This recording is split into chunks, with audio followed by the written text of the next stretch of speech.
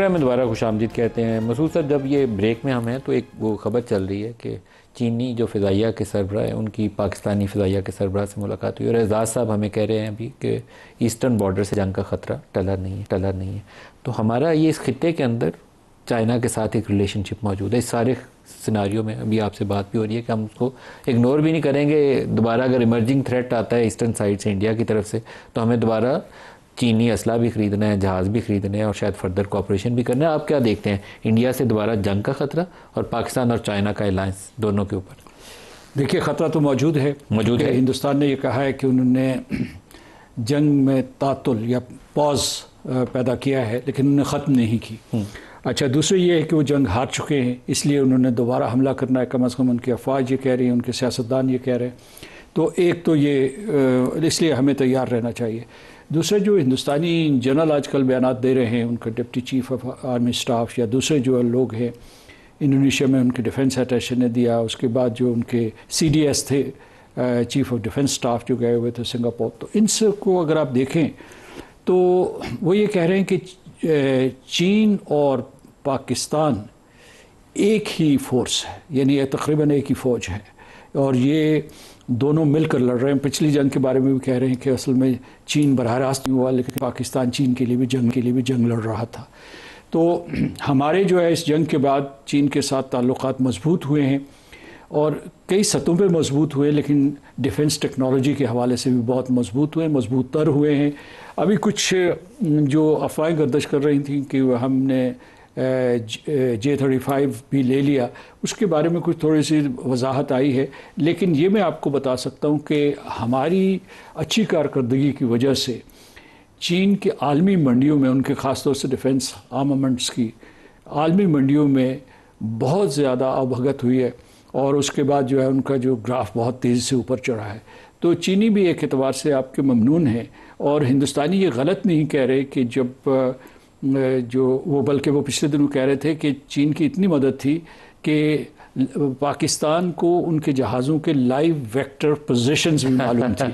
تو اگر اتنی اعانت ہے تو ہمیں تیار رہنا چاہیے، اور اس میں بلکہ یہ ہے کہ ہمیں یہ ایک موقع ہے، کچھ ہمارے پلیٹ فارمز جو ہے مغرب سے ہیں، بالخصوص امریکہ سے ہیں۔ تو یہ جو سسٹینمنٹ پیکج واگزار ہوا تھا، اس کے بعد ہمیں کوشش کرنا چاہیے کہ جو تھرڈ پارٹی ٹرانسفرز ہیں، ہمیں ہیلی کاپٹرز کی ضرورت ہے، اس کے بعد ہمیں جو ان کا امریکہ کا دیا ہوا اسلحہ ہے یا جو بھی ڈیفنس پلیٹ فارمز ہیں، ان کے لیے جو فاضل پرزے چاہیے، اس کے لیے بھی کوشش کرنی چاہیے۔ لیکن ہماری اولی جو سورس ہے یا سپلائی چین ہے، وہ چین ہی رہے گا۔ میرے خیال میں خرم صاحب آپ اس کے اوپر زیادہ اچھی بات کر سکتے ہیں، وزیر دفاع بھی آپ رہے ہوئے ہیں۔ ابھی جو وفد وزیر اعظم نے بھجوایا تھا بلاول بھٹو، جس کا میں بھی ایک رکن تھا، اس کی سب سے بڑی طاقت امریکہ میں یہ تھی کہ ہم ان سے کچھ مانگنے نہیں گئے تھے۔ ہم نے نہ ان سے کوئی ہتھیار مانگے، نہ ہم نے ان سے کوئی مدد مانگی، کوئی ایڈ نہیں مانگی، کوئی ڈالر نہیں مانگے، کوئی بجٹری سپورٹ نہیں مانگی، اور یہ ہمارے لیے بہت ایک طاقت کا باعث تھا۔ اور ان امریکیوں کے لیے حیرانی بھی تھی کہ ایک ایسا ڈیلیگیشن ہے جو کچھ مانگنے ہی نہیں آیا۔ تو لہٰذا پاکستان یہ جو پوزیشن آئی ہے، یہ صرف اسی وجہ سے ہے کہ ہمارا دوست ملک چین ہمیں سپورٹ کر رہا ہے، مالی طور پر بھی، دفاعی طور پر بھی۔ اور پچھلے 11 سال سے تو امریکہ نے سوائے یہ جو سسٹینمنٹ پیکج تھا، اس کے علاوہ تو وہ ایک پارٹ بھی دینے کے لیے تیار نہیں تھے۔ بلکہ آپ نے ذکر کیا جو وزیر دفاع ہونے کا، ان دنوں یہ ڈسکشن ہوئی کہ بھی ہمیں کسی تیسرے ملک سے پرانے F-16s دے دیں تاکہ ہم اپنے ان کے پارٹس جو ہیں، اس کی اجازت بھی نہیں تھی امریکہ نے اس وقت۔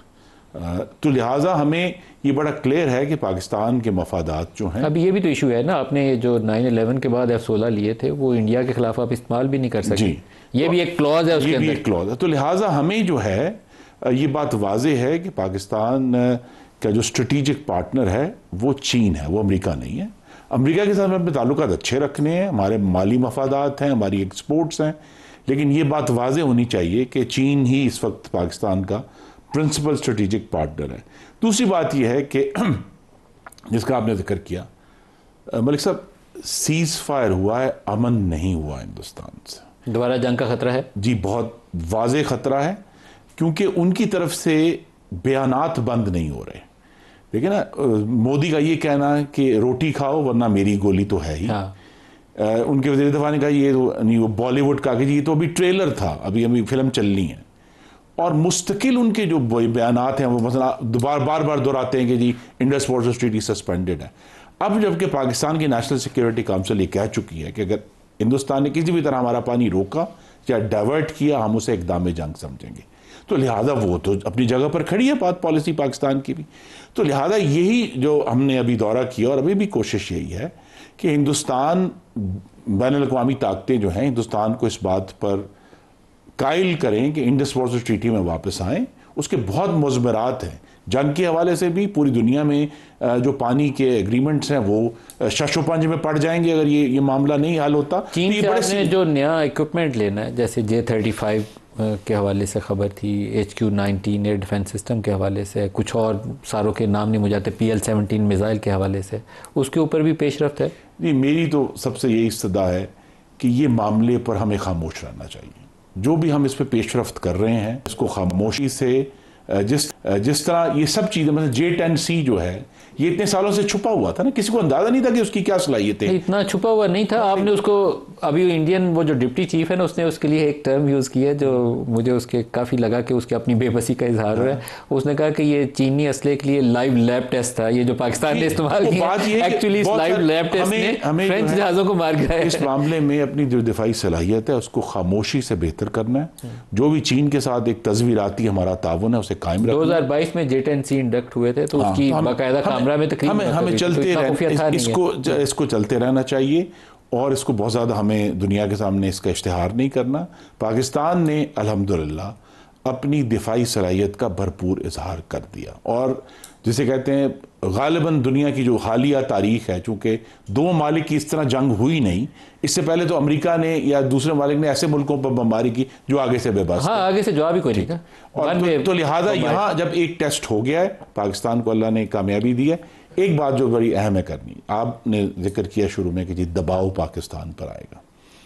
3 ممالک ہیں حالیہ تاریخ میں جنہوں نے دباؤ کے تحت اپنا جوہری پروگرام ختم کیا یا کم کیا: ایران، لیبیا اور یوکرین. تینوں کا حال دیکھ لیں. تو لہذا جو بھی دباؤ آئے پاکستان کو مضبوطی سے کھڑا ہونا چاہیے، کیونکہ سبق یہ ہے کہ اگر آپ نہیں کھڑے ہوں گے تو پھر آپ کا حال ایران، یوکرین اور لیبیا کا ہوگا. تنویر صاحب، یہ جو انڈیا والا معاملہ ابھی آپ نے ایک بڑا اچھا اس کے اندر پوائنٹ ایمفسائز کیا کہ ہمیں کشمیر کو ساتھ اس کے رکھ کے بات کرنی چاہیے. جو بھی معاملہ ہو پہلے کشمیر کو آگے رکھیں. انڈیا سے پہلی جنگ کے بعد ٹرمپ نے ایک رول پلے کیا، آپ لوگوں نے بھی وہاں بڑا افیکٹیولی، پاکستانی کمیونٹی نے بھی اپنی آواز بلند کی. اب یہ دوبارہ خطرہ بھی ہے، دوبارہ بھی ہو سکتا ہے واشنگٹن کو انٹرفیئر کرنا پڑے، میڈییٹ بھی کرنا پڑے. کیا چیزیں ہیں جو پاکستانی کمیونٹی کر سکتی ہے، کیا چیزیں ہیں جو پاکستانی گورنمنٹ کو اپنے آپ کو ویل پوزیشن کرنا چاہیے واشنگٹن؟ کہ جہاں تک پاکستانی کمیونٹی کا ایک کردار ہے وہ بڑا ادھر ایک کلیدی کردار رہتا ہے، اور کوشش تو یہی رہتی ہے کہ کس طریقے سے جب بھی ہماری کسی سینیٹرز یا کانگریس مین سے بات ہو پاکستان کا مدعا رکھا جائے. تو میں ہمیشہ ان سے یہی کہتا ہوں کہ yes I was born in Pakistan, لیکن US جو ہے نا یہ بھی ہمارا کنٹری ہے، دونوں ملک ہی ہمارے ہیں، and then we really care about both of these countries. مسئلہ جب آ جاتا ہے کہ کس طریقے سے پاکستان کو پریزنٹ کیا جائے، تو یہاں پہ میں ایک اوپنلی آپ سے شیئر کرنا چاہتا ہوں کہ we don't have that much of a leadership here with the exception of کہ جو ہمارے سفیر ہوتے ہیں، مسعود خان صاحب ادھر تھے، ہی ریپرزینٹیڈ ویری ویل. ابھی رضوان شیخ صاحب بڑا اچھا ریپرزینٹ کر رہے ہیں، لیکن جو ود ان کمیونٹی ہے وہ ہماری لیڈرشپ تھوڑی سی کمزور ہے. تو ہمیں اس چیز کو کوشش کرنی ہے کہ کس طریقے سے ہم اپنی لیڈرشپ کو تھوڑی سی اسٹرینتھ کر کے تو ان کے ساتھ کیا جائے. جس طریقے سے انڈیا کیا کرتا ہے کہ انڈینز جو ہے نا وہ اس طریقے سے پالیٹکس میں گھسے ہوئے ہیں، نہ صرف ان کے کانگریس مین بھی بنے ہوئے ہیں، جو کہ ہمیں اشد ضرورت ہے کہ کوئی ایسا پاکستانی آگے آئے تاکہ ہم کانگریس میں بھی اور سینٹ میں بھی آگے جا سکے. رہی بات جب آپ یہ دیکھتے ہیں کہ کس طریقے سے انڈیا اپنی بیان بازی سے باز نہیں آ رہا، انہوں نے ڈیفینیٹلی حملہ کرنا ہی کرنا ہے. یہ ان کے لیے ضروری اس لیے بھی ہے کہ انہوں نے اپنی سیاست کو برقرار رکھنے کے لیے اپنی ایک ایک گنڈا بنا ہوا ہے اس ریجن میں، اس کو برقرار رکھنے کوئی نہ کوئی انہوں نے مس ایڈوینچر کرنا ہی ہے.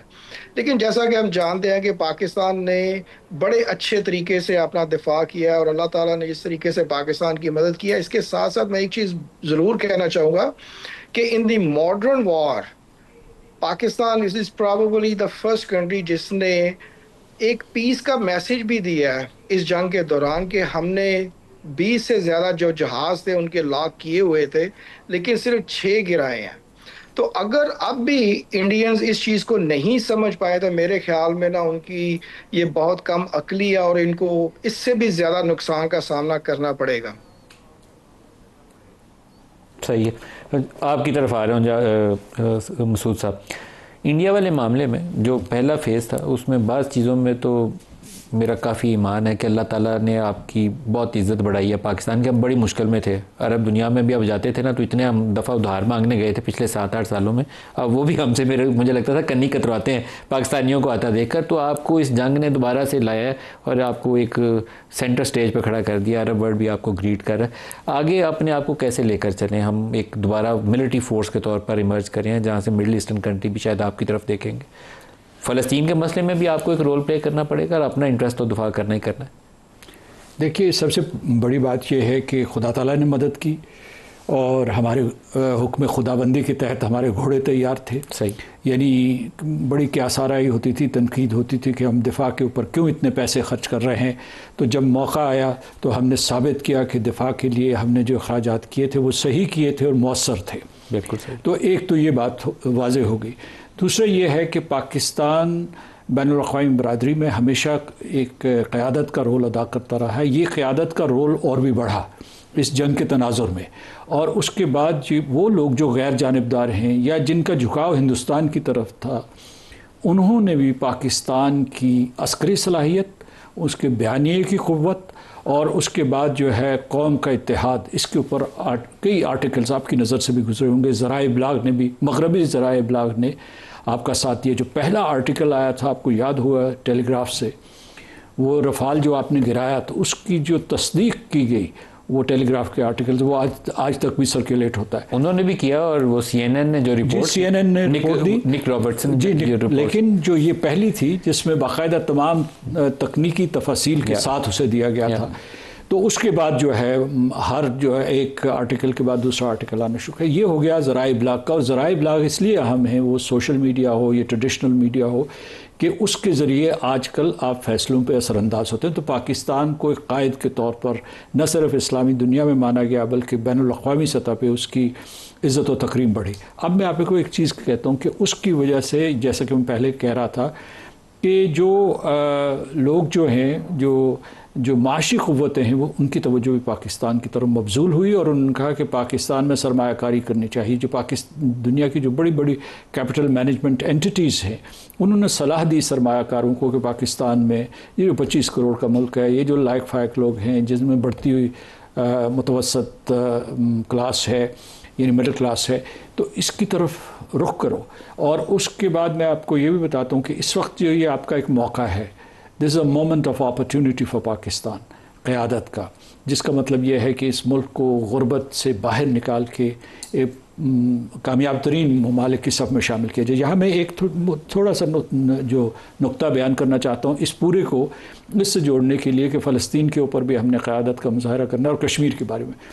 यहाँ मैं आपको बताऊँ, हमारे कुछ जकड़बंदियाँ हैं, कुछ मजबूरियाँ हैं। मिसाल के तौर पर जो ईरान का दुश्मन है इसराइल, और ईरान और अमेरिका की भी दुश्मनी है, और ईरान के दुश्मन के साथ जब हम इस किस्म के रवाबत बढ़ाएंगे तो उसके भी अपना एक अलग जो है। तो मैं इसमें थोड़ा सा इसे मैं वाइंड अप करता हूँ कि अमेरिका से इस वक्त जो है, अगर हम अब तक हमारी सफारतकारी भी बहुत कामयाब रही है, तो उसमें अगर हम कश्मीर और पानी के ऊपर कोई डिस्पेंसेशन ले सकें, जो हिंदुस्तान ने जारहाना इक़दाम किए हैं, यानी ख़ास तौर से पानी के सिलसिले में, तो ये हमारी बहुत बड़ी कामयाबी होगी।